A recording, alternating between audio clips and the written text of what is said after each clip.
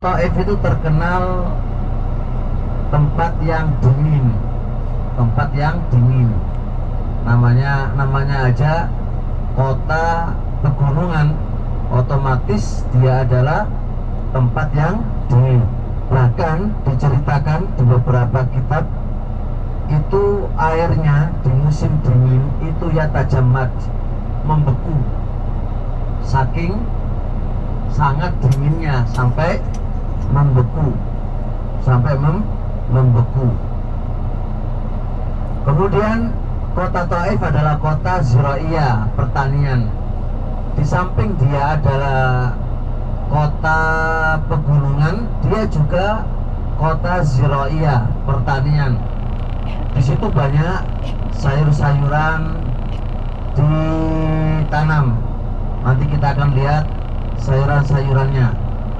Yang kedua, di situ ada juga buah-buahan. Ada yang paling asik, yaitu Syajaratus Zakum, pohon zakum yang tertera di Al-Quran. Itu ada pohon neraka, gitu. Ya, pahit dan berduri. Ya, pahit dan berduri. Makanannya siapa? Penduduk neraka. Ini ada tidur lagi nggak ini? Kalau sudah bangun ini.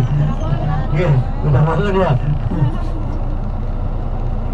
Kurang sopan ya, tidur dibanguni Bu ya. Hah? Ini tidur dibanguni. Tidur dibangun ini. Sekilas terkait dengan Taif itu adalah seperti yang kami sampaikan tadi. Itu sekilas perkara dengan Taif. Berarti bisa dibayangkan ya, saya ke Taif itu ada apa gitu kan ya. Terus gimana tempatnya, bagaimana, ini sudah kebayang. Yang kedua, kota Taif itu terkenal dengan Wadi Wujin, namanya lembah Wujin. Wadi Wujin, lembah Wujin, terkenal dengan Wadi Wujin. Kalau kita baca hadis-hadis ada lembah Wujin, itu berarti posisinya di Taif, kayak lembah Akik, letaknya di mana, di Bir Ali gitu ya. Itu namanya lembah.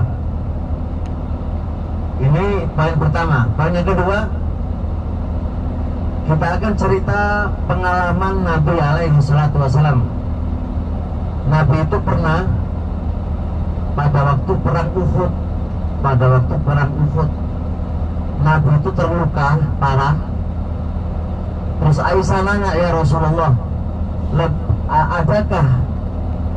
adakah pengalaman yang lebih pahit dari pengalaman perang Uhud? Kata Nabi alaihissalam, ada pengalaman yang lebih pahit, yaitu pengalaman dakwanya Nabi selama 10 hari di kota Taif. Ceritanya begini.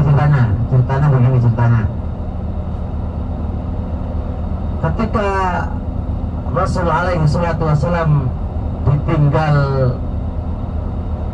dua penggerak dakwanya dia, pembela, pelindung dakwanya beliau, dia adalah Abu Thalib sama Khadijah. Abu Thalib dan Khadijah ini telah wafat. Kesedihan menimpa kepada Nabi alaihissalam. Tidak sekedar hanya itu, tapi semakin brutal orang-orang kufar Quraisy di dalam menganiaya Nabi, karena sudah nggak ada Abu Thalib. Pamannya sudah mati, udah kita sikat aja, sudah nggak malu-malu lagi untuk, nggak ada belas kasihan lagi, dan nggak ada malu-malu lagi untuk menghajar Nabi alaihissalam. Di satu sisi Nabi sedih karena dua orang yang dicintai telah meninggalkan beliau. Di satu sisi lagi gangguan dan siksaan yang mereka lakukan kepada Nabi itu juga sangat keras. Coba lihat pengalaman dan dakwahnya Nabi luar biasa. Kita tinggal enaknya ini saja, Masya Allah. Ya, tinggal enaknya, Masya Allah. Kita yang merasakan enak, tapi Nabi dan para sahabatnya memperjuangkannya untuk kita. Tinggal kita bersyukur aja kepada Allah Subhanahu wa Ta'ala atas nikmat yang ini. Setelah itu Nabi SAW minta perlindungan. Pergilah beliau ke Taif, berjalan kaki. Di riwayat itu berjalan kaki. Bayangkan 80 kilo ditempuh dengan jalan kaki, bayangkan, sama para sahabatnya.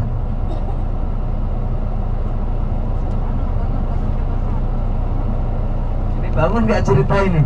Saya ada dongeng, terus gak jadi ring tidur itu. Bu, yang kacamata.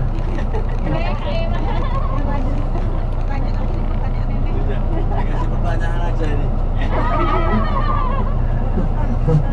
Yang tidur dikasih pertanyaan aja gue.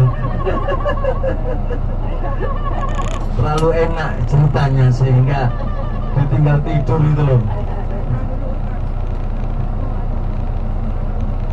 Udah ya. Kalau saya cerita tinggal tidur lah, kayak apa itu? Kayak orang dongeng di pinggir jalan. Ngomong sendiri. Makanya saya agak males itu kalau ceramah di bis kayak gini ini. Seringnya ditinggal tidur gitu loh. Jadi nggak enak banget. Udah ya. Lanjut ya. Yang tidur nggak ada tidur? Pak aman Pak, mau Pak. Udah jelas ya? Nah aku gini aja biar nanti ketahuan ini nanti. Udah. Setelah itu berangkat dari mana tadi? Dari Mekah kemana? Ke Taif. Naik pesawat atau naik kereta? Jalan kaki, bayangkan loh. Jalan kaki, bayangkan, Masya Allah. Jalan kaki berangkat. Terus kemudian sesampai di sana, harapan Nabi itu diterima. Tapi apa yang terjadi? Diusir dan dilemparin batu. Kasian banget ya. Sudah keadaan menderita kayak gitu, ya Allah, gak diterima, diantemi apa, diusir, dilemparin batu lagi. Oh kasihan. Saat itu Nabi lo berdoa begini, Allahumma ashku dha'fa quwwati wa qillata khilati wa hawaya alam nasi. Ya Allah, aku harus mengadu kepada kamu ya Allah tentang lemah kekuatanku dan semakin sedikit semangatku dan hinanya aku di depan manusia. Itu Nabi ngomong kayak gitu itu sudah apa? Sudah, ya Allah, gak ada lagi, sudah wis. Bener-bener gak ada kekuatan sudah untuk mau semangat dakwah, semangat udah lepas sudah. Saat itu Allah Subhanahu wa Ta'ala mengijabahi doanya Nabi. Dikirimkanlah malaikat, wahai Rasul, gimana? Mau saya angkat bukit Taif ini dan saya lemparkan kepada mereka atau bagaimana? Kalau kita gitu, lempar aja gitu kan, mengusir apa, saya dilemparin lagi. Nggak tahu tuh kalau saya ini Nabi dan Rasulnya gitu kan. Nabi nggak begitu malahan. Bilang sahabat, arjullaha man yukhrijullahu min aslabikum man yakbalu hadi dakwah. Aku berharap Allah itu mengeluarkan dari anak keturunan mereka orang yang menerima dakwah ini. Jadi nggak langsung marah, nggak langsung wis habisin aja. Kalau dihabisin aja berarti sudah selesai, tamat riwayatnya toh. Tapi Rasul itu berdoa kepada Allah dan berharap kepada Allah ada orang yang dari keturunan mereka itu orang yang menerima dakwah ini. Alhamdulillah, masya Allah. Sampai sekarang mereka menjadi negara-negara Muslim, kan, negara Islam. Nah, ini pelajaran penting yang kita bisa ambil, Bapak Ibu. Taif termasuk tempat yang bersejarah dalam kondisi yang demikian itu. Tempat yang dulu itu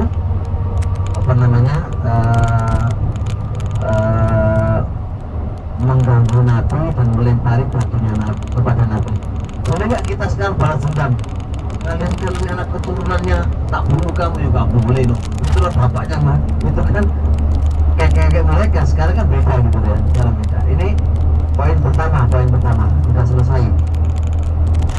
Ini yang kita bisa ambil pelajarannya di sini. Yang ketiga, di Taif itu ada namanya Masjid Abdullah bin Abbas. Masjid Abdullah bin Abbas. Dan itu sebuah pelajaran penting.